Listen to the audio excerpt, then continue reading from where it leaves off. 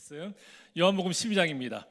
요한복음 12장 1절 말씀부터 8절 말씀 우리 한 절씩 읽도록 하겠습니다. 요한복음 12장 1절에서 8절 제가 먼저 읽고 여러분들 읽으시면 되겠습니다. 6월 엿새 전에 예수께서 베다니에 이르시니 이곳은 예수께서 죽은 자 가운데서 살리신 나사로가 있는 곳이라. 거기서 예수를 위하여 잔치할세 마르다는 일을 하고 나사로는 예수와 함께 앉은 자 중에 있더라. 마리아는 지극히 비싼 향유 곧 순전한 나드 한 근을 가져다가 예수의 발에 붓고 자기 머리털로 그의 발을 닦으니 향유 냄새가 집에 가득하더라. 제자 중에 하나로서 예수를 잡아줄 가룟 유다가 말하되 이 향유를 어찌하여 300데나리온에 팔아 가난한 자들에게 주지 아니하였느냐 하니 이렇게 말함은 가난한 자들의 생각함이 아니요 그는 도둑이라 돈괴를 맞고 거기 넣은 것을 훔쳐가밀어라. 예수께서 이르시되 그를 가만두어 나의 장례를 위하여 그것을 간직하게 하라. 가난한 자들은 항상 너희와 함께 있거니와 나는 항상 있지 아니하리라 하시니라. 아멘. 먼저 말씀을 시작하면서 영화 한 편을 소개하도록 하겠습니다. 아주 오래된 영화인데요, 제목은 바베트의 만찬이라는 영화입니다. 영화 줄거리 이렇습니다. 프랑스의 어느 한 마을에 철저하게 금욕적으로 살아갔던 그런 사람들이 있었습니다. 금욕적이다 어떤 의미인지 아시죠? 자, 세상에 쾌락이라는 것을 다 끊고 지내는 거예요. 심지어는 먹는 것마저도. 이게 먹는 즐거움이 굉장히 크지 않습니까? 맛있는 거 다 빼고 또 비싼 거 다 빼고 소위 우리말은 그렇게 간장중지 하나 가지고 살아가는 거예요. 그런 사람들이 있었는데 그 마을에 바베트라는 여인이 찾아왔습니다. 이 여인은 당시 프랑스 혁명의 소용돌이 가운데 남편과 자녀들을 다 잃어버리고 그 마을로 도망쳐 온 거예요. 그 여인은 모든 것을 다 잃어버린 상태에서 누군가의 집에 들어가서 요청을 합니다. 나는 월급 필요 없습니다. 그냥 내가 이곳에서 가정부로만 일하게 해주시면 그냥 그것으로 충분합니다. 그렇게 받아들여졌고요. 가정부로 그곳에서 살아갔습니다. 그런데 이 여인에게 큰 행운이 찾아왔어요. 어느 날 어마어마한 금액의 복권이 당첨된 거예요. 10,000프랑이라고 영화에서는 얘기해요. 사람들은 모두가 바베트가 이제 큰 돈을 받았으니까 제 집으로 파레로 돌아갈 것이다 라고 생각해요. 그런데 바베트는 자신을 받아준 그 동네 사람들에게 너무나 감사해서 만찬을 내가 서비스하겠습니다, 식사를 제공하겠습니다 라고 얘기를 해요. 그리고 파리로 돌아가서 식재료를 다 싸들고 사가지고 다시 돌아옵니다. 그리고 만찬을 준비해요. 근데 준비하는 과정에 보니까 이 사람들은 금욕적인 사람들이잖아요. 생전 보도 못한 그런 재료들이 있는 거예요.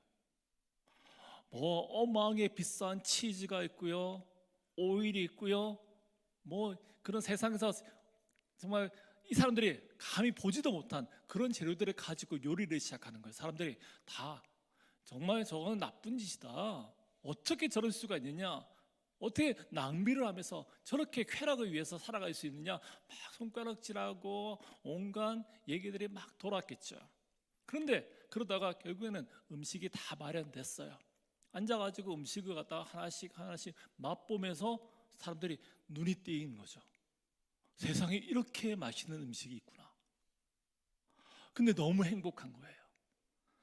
사람들이 서로 간에 갈등도 있었고 또 미움도 있었고 그런 것들이 그 자리에서 먹어가면서 풀어나가는 거죠. 사실 잘 먹어야 돼요. 먹어야지 또 문제들이 해결되지 않습니까? 그런 이들이 이 사람들이 경험을 하게 되는 거죠. 그런 가운데 파리에서 오래 살았던 어느 장군이 그 자리에 참석했다 음식을 딱 맛보고 나서는 이런 얘기를 합니다. 이 만찬 마치 프랑스 파리에 있는 최고급 레스토랑에서 맛볼 수 있는 그 정도의 수준입니다. 도대체 이 음식 누가 만드느냐? 만찬이 끝나자 사람들은 묻습니다. 이 바베트에게 이제 다 끝났으니까 다시 파리로 돌아가겠느냐? 그랬더니 바베트가 놀라운 얘기를 하죠. 저는 파리로 돌아가지 않겠습니다. 10,000프랑 다 썼어요. 음식 장만하느라 그 돈을 전부 다 썼습니다. 저는 빈털털이에요. 당신들이 저를 그대로 똑같이 받아주셔야만 합니다. 그러면서 영화는 끝난 거예요. 그런데 하나 빠뜨렸네요. 이 장군이라는 사람이 이 음식을 맛보았잖아요. 근데 알고 봤더니 이 바베트가 그 장군이 얘기했던 그 최고급 레스토랑의 수석 요리사였던 거죠. 네. 그 여인이 자신의 모든 것을 다 바쳐서 다른 사람들을 행복하게 만들었다. 그것이 선물이었다라는 것이 영화의 내용입니다. 우리가 오늘 읽었던 이 말씀은 잔치자리를 이야기해요. 죽음에서 다시 살아난 나사로를 축하하기 위해서 모인 그런 잔치였습니다. 사람들은 나사로와 그 기적을 행하신 예수님을 보기 위해서 그 자리에 모여들었어요. 근데 그 잔치 자리에 앉아 계셨던 예수님의 마음은 어떠하셨을까? 요한복음을 크게 두 부분으로 나눌 수 있습니다. 1장부터 11장 그리고 12장부터 끝장이에요. 1장부터 11장은 앞에 서론적인 얘기를 하고 예수님의 복음에 대해서 쭉 얘기하는데 12장부터는 이제 본격적으로 예수님이 십자가로 나아간다, 죽음의 길이 이런 거다라고 예수님의 죽음에 대해서 얘기를 시작해요. 그 첫 번째 발걸음이 나사로의 집에서 열렸던 이 잔치자리라는 거죠. 자, 그렇게 본다면 예수님은 지금 모든 관심이 어디에 있겠습니까? 어떻게 하면 십자가에서 잘 죽을 것인가? 죽음에 대한 그런 생각이 예수님을 완전히 지배하고 있었을 겁니다. 그러면 그 흥겨운 잔치자리가 예수님에게 과연 같이 즐겁게 흥겹게 할 수 있는 그런 잔치자리였을까요? 예수님의 마음이 참 어렵지 않았을까 그런 생각을 해봅니다. 이 잔치자리에 참여하고 있는 다른 사람들은 또 어땠을까? 저는 이 질문을 묵상하면서 피터 브리겔이라는 화가가 그린 농부의 결혼식이라는 그런 그림이 하나 생각났습니다. 그림이 띄워질 수 있나요? 네, 저 그림 여러분들 많이 보신 그림일 겁니다. 이 그림은 당시에 중세 유럽의 굉장히 가난한 그런 시골의 결혼식 피로연 장면을 그린 그림이에요. 이 그림에 보면은 사람들이 잔치입니다. 근데 음식이, 그림이 잘 보이는지 모르겠지만 음식이 보이는 것은 얕은 그릇에 담겨진 스프하고 빵 조각 몇 개밖에 안 보여요. 그리고 사람들 표정이 어떻습니까? 잔치 자리잖아요. 근데 누구 하나 웃지를 않아요. 저기에서 결혼식의 주인공은 신랑과 신부일 텐데 누가 신랑인지 누가 신부인지조차 잘 알 수 없습니다. 그런데 저기 지금 악사가 하나 있습니다. 악사가 악기를 연주하면서 눈이 지금 어디가 있을까요? 눈이 지금 음식에 가 있어요. 그리고 저 입구 쪽에는 사람들이 그럼에도 불구하고 막 밀려들고 있어요. 그리고 그 앞에 아이는 빈 그릇에 언제 음식이 다 떨어진지 모르겠는데 그 음식 그릇을 핥고 있습니다. 참 결혼식이라는 좋은 자리인데, 기쁨의 자리인데, 근데 저 그림을 보면서 참 우울하죠. 얼마나 가난했으면, 얼마나 힘들었으면. 그리고 결혼식이라고 저기 오면 조금의 음식이라도 맛볼 수 있는 그런 기대감에 사람들은 밀려오고 또 밀려온다는 거예요. 오늘 본문에 등장, 이제 그림 지워도 됩니다. 오늘 본문에 등장하는 마리아, 그 나사로의 그 잔치자리, 거기도 비슷하지 않았을까 생각해 봅니다. 예수님 당시의 사람들 극히 잘 살지 못했어요. 가난한 사람들이었습니다. 그곳에 잔치가 열렸습니다. 사람들이 예수님을 보기 위해서, 나사로를 보기 위해서 그곳에 모여들었지만 실질적인 그들의 관심은 무엇에 있었을까요? 음식이죠. 거기 가면 음식이 있을 거야. 술이 있을 거야.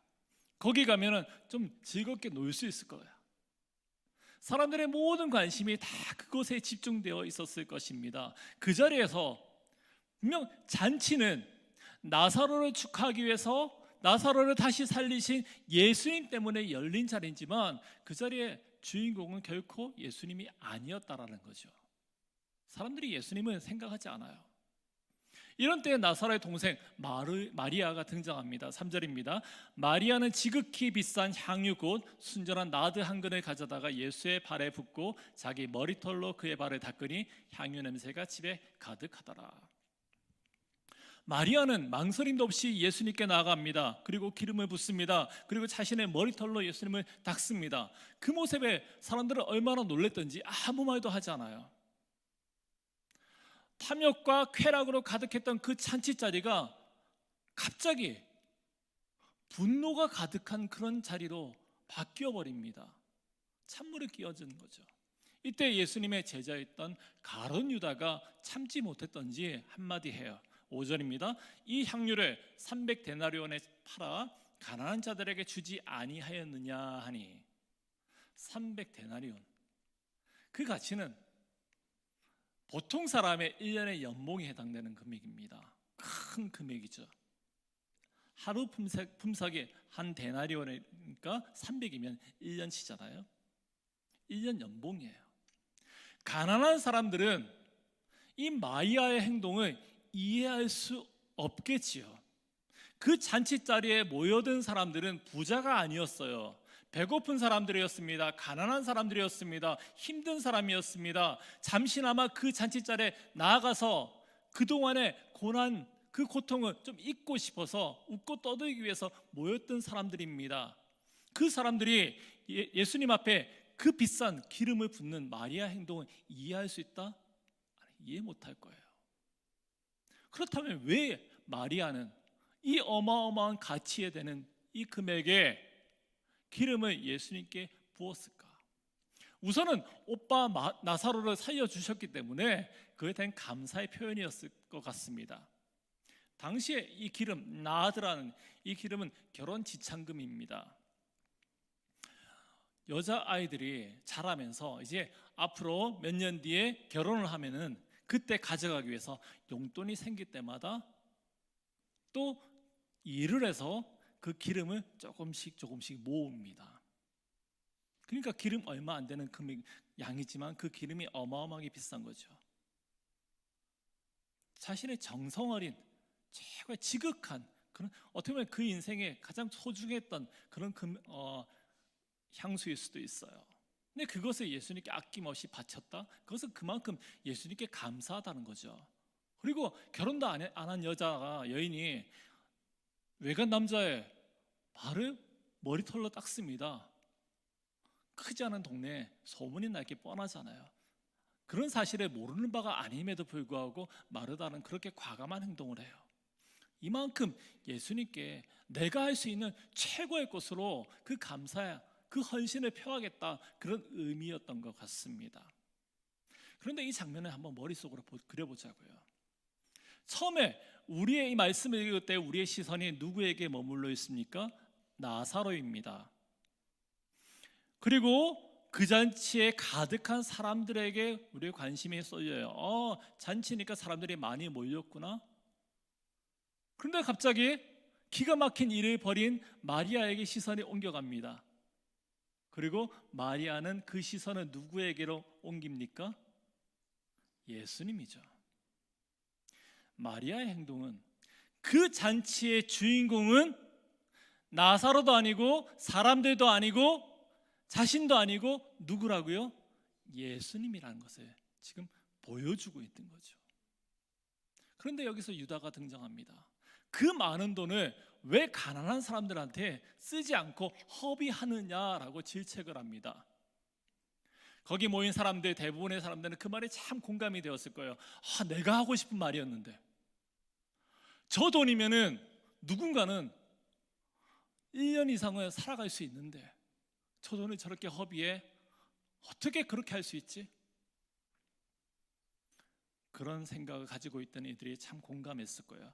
또 한편으로는 축제의 초점이 지금 마리아 때문에 예수님께 모아지고 있는 것에 대해서 영적인 어떤 반발이 일어난 것 같아요. 마리아는 영적인 눈으로 예수를 보고 있는데 유다는 세상적인 얘기를 하고 있다는 거죠. 6절은 이렇게 얘기합니다. 이렇게 말하면 가난한 자들을 생각함이 아니요 저는 도적이라 동계를 맞고 거기 넣은 것을 훔쳐가미노라.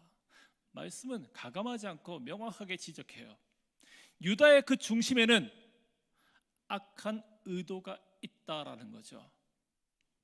오히려 가난을 핑계로 삼아서 자신의 입속을 채우고 있는 도둑이다라고 말씀은 명확하게 증거하고 있습니다.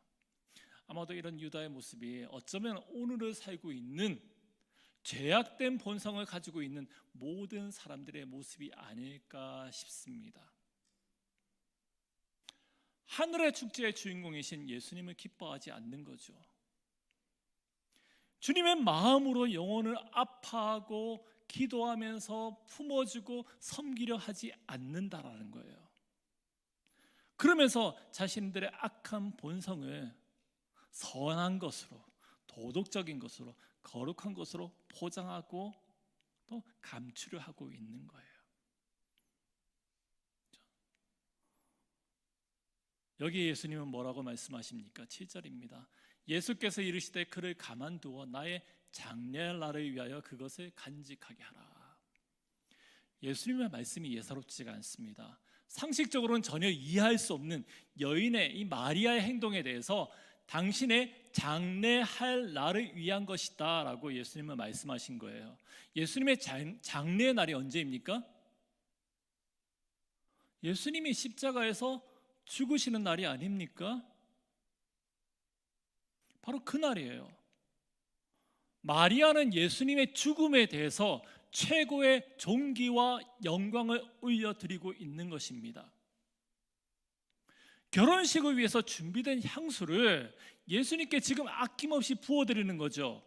슬픔의 장례식을 결혼이라는 축제로 지금 바꾸어 버린 겁니다. 예수님의 죽음을, 예수님의 십자가를 지금 마리아는 재해석하고 있는 거예요. 예수님의 십자가는 죽음이 지배하는 그것이 아니라 영적인 생명의 자리라는 겁니다. 기쁨의 축제 잔치라는 거죠.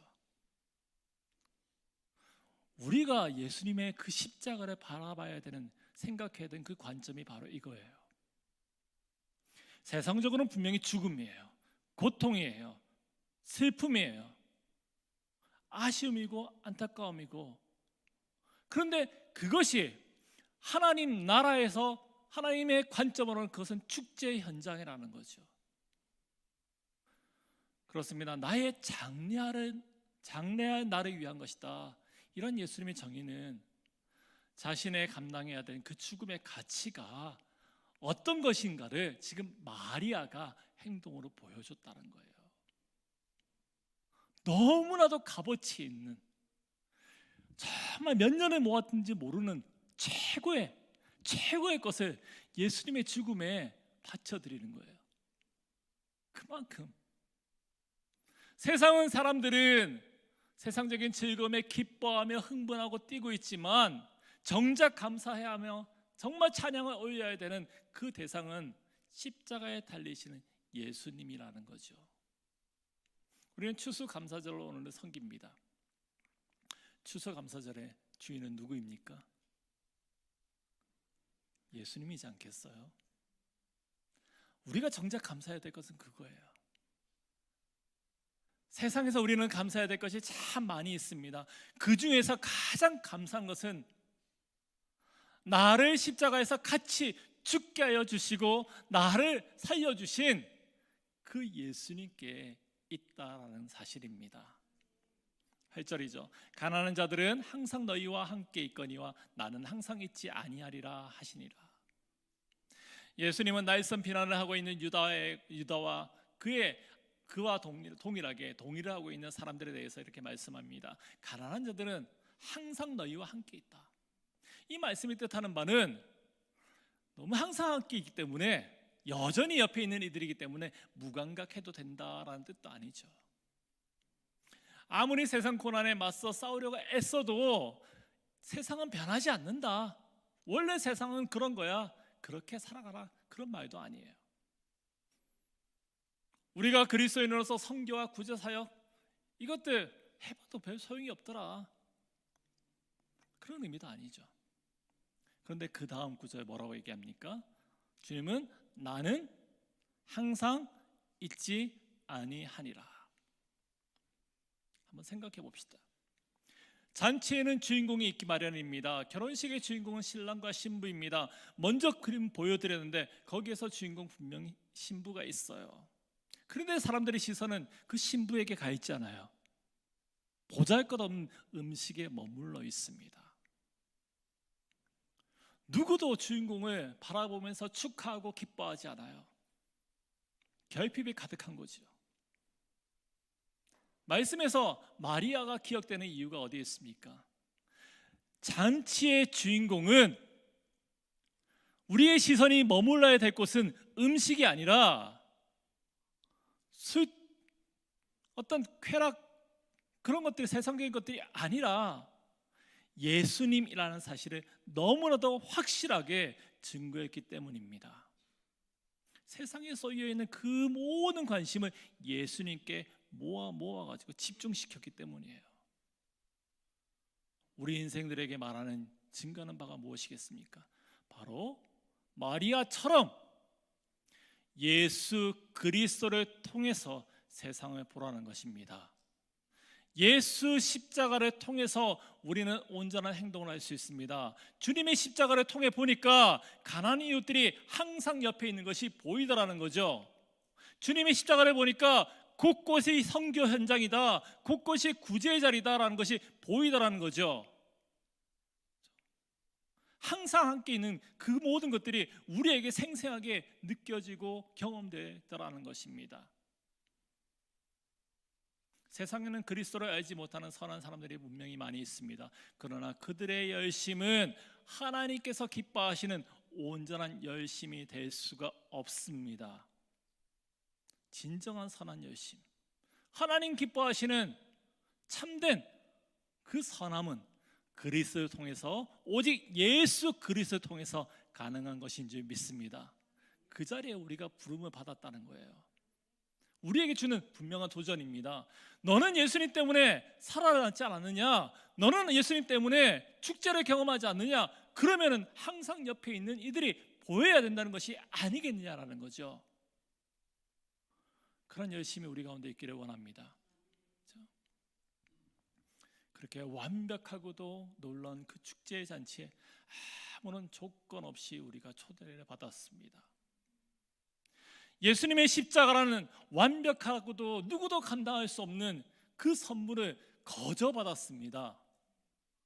우리는 그것을 한마디로 얘기하죠. 은혜라고요. 그렇죠? 주님의 만찬, 주님의 만찬은 다름 아니라 바로 주님인지 믿습니다. 바베트의 그 만찬, 영화를 너무 잘 만든 것 같아요. 그렇게 영화가 너무 복음적이니까 제 설교자가 설 자리가 없는 것 같아. 너무 은혜스러우니까. 바베트의 만찬에 초대된 사람들, 누구도 그 만찬의 가치를 몰랐습니다. 우리도 그렇지 않습니까? 예수님이 우리에게 오셔서 십자가에 보여주신 그 은혜를 우리는 몰랐던 사람들이에요. 그러나 하나님은 우리를 사랑하여 주셔서 바베트가 자신의 전 재산을 다 털어가지고 한 번에 만찬을 준비했던 것처럼 하나님은 자신의 유일하고도 가장 소중한 독자 예수 그리스도를 우리를 위해서 보내주셨습니다. 단 한 번으로 죽게 하신 거죠.